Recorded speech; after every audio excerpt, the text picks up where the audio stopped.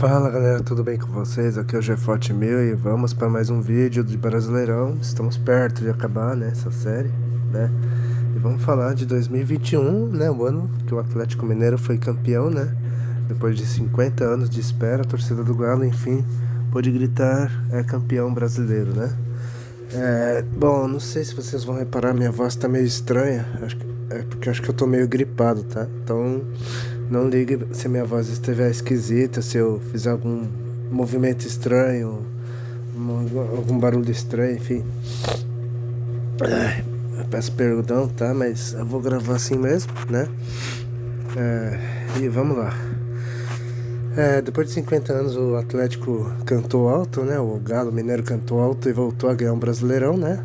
O time mineiro tinha, com isso, superou vários traumas, né? Nesse campeonato, né? Que a torcida, tipo, né, sentia e tal, né? Superou, acabava incomodando, né? Os vices que incomodavam a torcida da galera do Atlético era os vices de 77, de 80, né? De 99, 2012 e 2015, né? E para enfim, né? Em 2021 o time lavar a alma, né? E levantar o caneco depois de 5 décadas. Só que para chegar lá o Atlético teve que montar um time forte, né? E o time trouxe reforços de peso ali, né? Trouxe o Mariano, o Tietê, né? E só que os maiores destaques eram o Hulk, né? Depois de anos no futebol europeu, né? O Hulk retornava ao Brasil. Diego Costa, né? Um brasileiro naturalizado espanhol, né? O Guilherme Arana, né? Lateral esquerdo, que anos antes tinha se destacado no Corinthians. O chileno Vargas, né? Eduardo Vargas. E o argentino Nacho Fernandes, né? Que estava no River Plate. E para comandar esse elenco, a diretoria apostou num velho conhecido, né, da torcida, o Cuca, né, o Alex Stivel, né, Cuca que até então era um dos principais técnicos do Atlético, né, na história, por ter levado o time à Libertadores, né, o título da Libertadores de 2013, né, aquele título épico, né, que o Atlético ganhou em 2013. E agora o Cuca retornava para levar o time a mais conquistas, né. Vamos resumir rapidamente os outros campeonatos, né?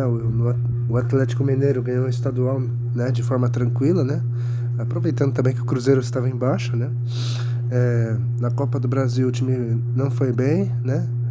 Não, na Copa do Brasil o time fez história, né? Chegou até as finais, depois de eliminar Bahia, Remo, Fluminense e Fortaleza, né? E aí fez as finais com o Atlético Paranaense, só que isso aí a gente vai falar mais pra frente. E só que na Libertadores, né, o Atlético estava fazendo uma grande campanha, só que aí fracassou na semifinal, né, sendo eliminado pro Palmeiras, né. Só que nesses confrontos o Galo era favorito, né. Tinha até um time melhor que o Palmeiras, estava jogando até melhor que o Palmeiras, só que o Palmeiras, né, já copeiro nas mãos do Abel Ferreira, conseguiu eliminar o Atlético, né, com 2 empates, né. Até aquele ano de 2021, o gol fora estava valendo, né. Só em 2022, até o presente momento, agora o gol fora não é mais qualificação, né, na Libertadores. Agora vamos falar do Brasileirão, né? O Atlético começou mal ali, né, meio tímido, mas depois o time reagiu e figurou entre os líderes, né, tentando alcançar o Palmeiras, né, que até então era o líder, né, do campeonato. Só que o Palmeiras começou a focar mais nas Copas, né?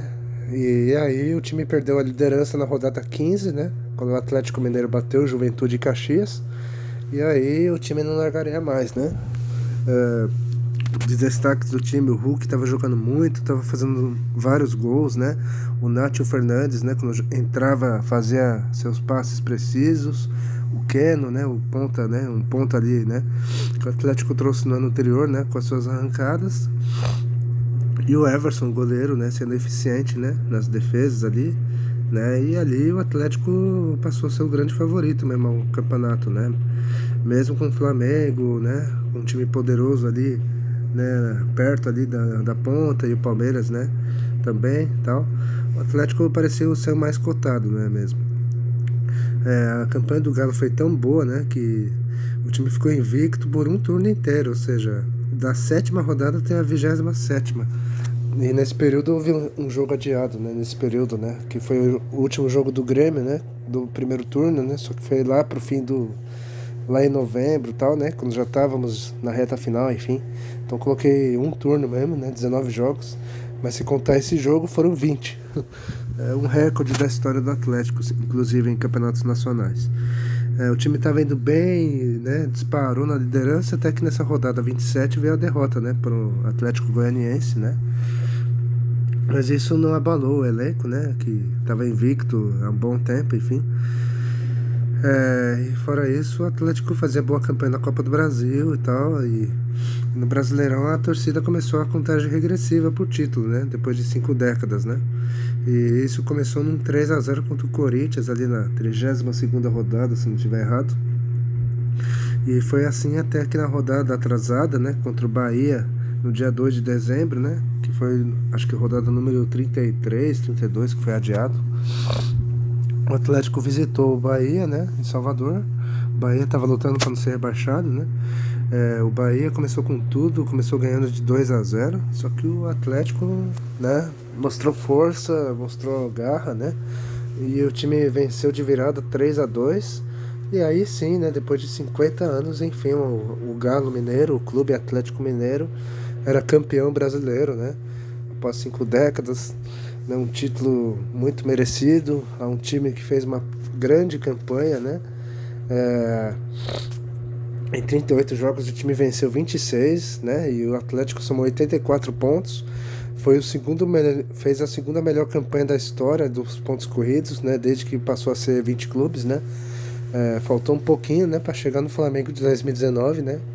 E enfim, o Atlético fez uma grande campanha realmente. O time teve a melhor defesa do campeonato, sofreu só 34 gols, né? E o Hulk, né, foi o artilheiro, né, com 19 gols. O Hulk fez uma grande temporada. E ainda, agora para terminar, né, ainda veio o triplete atleticano, né? O Atlético ganhou o estadual, né, o brasileiro, e ainda veio a Copa do Brasil, né, onde o Atlético nas finais, né, passou fácil pelo Atlético Paranaense, né? Ganhou o primeiro jogo 4-0 e ganhou o jogo do título 2-1, e assim ganhou sua e aí ganhou a sua segunda Copa do Brasil, né? Já que o Atlético tinha ganho em 2014. E o ano de 2021 foi mágico, né? Para a torcida do Galo Mineiro, né? E foi um título e tanto que a torcida não vai esquecer. Vamos pro time base, né? O time base do Atlético era Everson no gol, né? A defesa, Mariano, lateral direito, né? Nathan Silva, né? Zagueiro, né? Às vezes o experiente Hever, né? Que tinha retornado ao Atlético, entrava.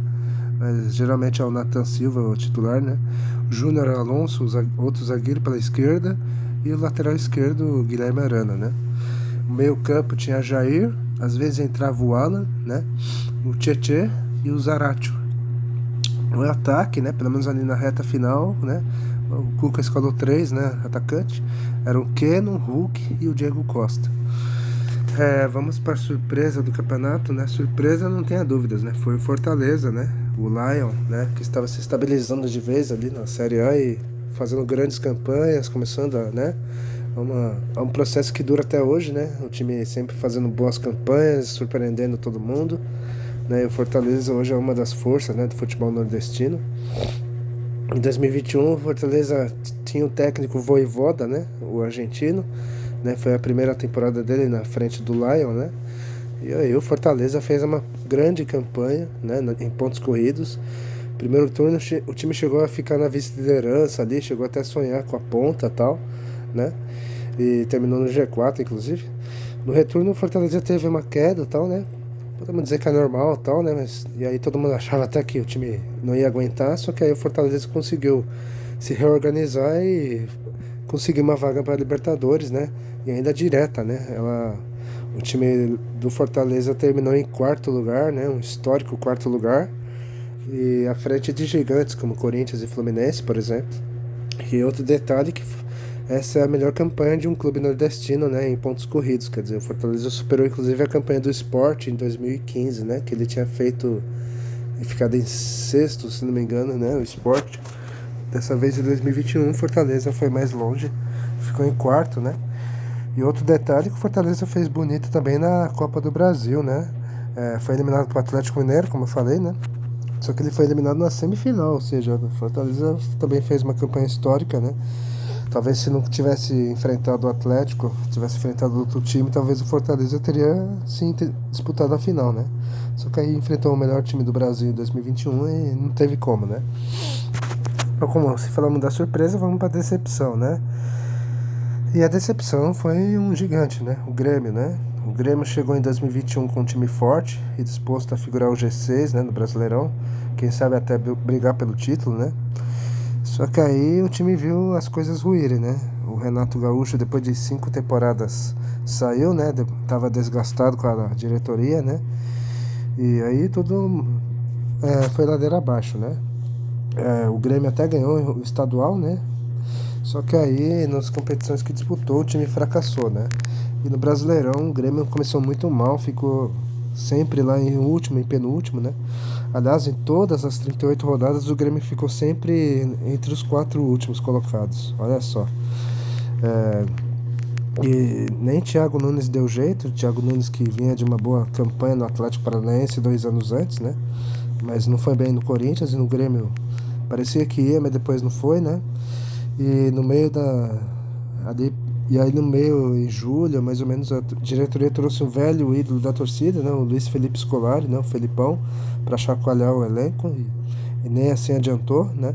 O time seguia entre os últimos, né? Não conseguia reagir. E ali, já no segundo turno, ali em outubro, mais ou menos, né? Já desesperado e vendo rebaixamento cada vez mais perto, a diretoria apostou em Wagner Mancini, né? Só que aí é aquilo lá, né? O Wagner Mancini, seu histórico tinha, acho que se não me engano, 5 ou 6 rebaixamentos, quer dizer. E aí, né? Infelizmente para os gremistas, ele acabou acumulando mais um, né? Na reta final ali, faltando o quê? Umas 10, 11 rodadas, o Grêmio até esboça uma reação ali, né? Para evitar o pior, mas só que o time não consegue, né? Na última rodada o Grêmio até ganha do Atlético, né? O Mineiro, né? O campeão, por 4-3, mas só que não conseguiu, né? O Juventude e o outro time lá, Bahia, não. Não, Juventude, foi o Juventude só, O Juventude, tinha o Bahia também, só que o Bahia perdeu seu jogo, né? E o Juventude venceu também o seu jogo, né? E aí o Grêmio era rebaixado, né? Para a Série B.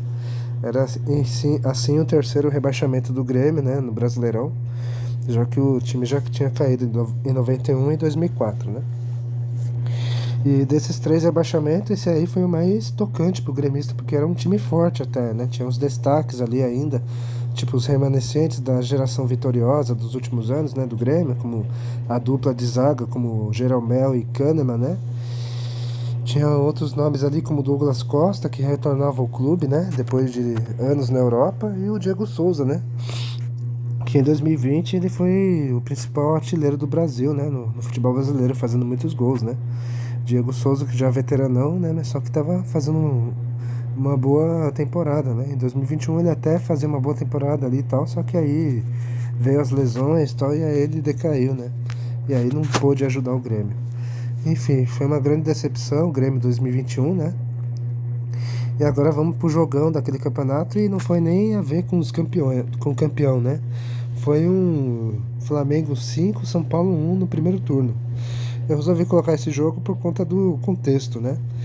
O Flamengo vinha engasgado com o São Paulo nos últimos anos, né? Tipo, o Flamengo vivia seus anos dourados depois de várias décadas, né? E o São Paulo viveu uma época difícil, né? Só que aí o São Paulo dava um jeito ali, conseguia ganhar do Flamengo. Inclusive ganhava de goleada, né? Inclusive em 2020, né? 2020 o São Paulo goleou o Flamengo 4-1 pelo Brasileiro e 3-0 na Copa do Brasil. Mas aí 2021, né, o Flamengo estava mais forte do que do ano anterior e o São Paulo meio mais para baixo do que para cima, né? Dessa vez o Flamengo foi a desforra e se vingou com estilo, né? O time humilhou o time do Morumbi por 5-1, né? Goleou 5-1 no Maracanã. E aí a torcida ficou aliviada, né? Uma vingança e tanto, né? No retorno o Flamengo de novo goleou o São Paulo, né? Agora no Morumbi, só que por 4-0, ou seja, o Flamengo nos 2 jogos fez 9-1 no São Paulo, né? Enfim. E esse pra mim foi o jogo do campeonato, né? Claro, deve ter tido outros jogos interessantes, tá? Mas eu resolvi colocar esse, né? E que inclusive foi uma goleada, enfim. E é isso, galera. Bom, já estamos com um vídeo longo já, né? Vamos encerrar o vídeo, né? E é isso, espero que vocês tenham gostado. Comentem no vídeo, deem um like, compartilhem. Eu vou ficando por aqui e até mais.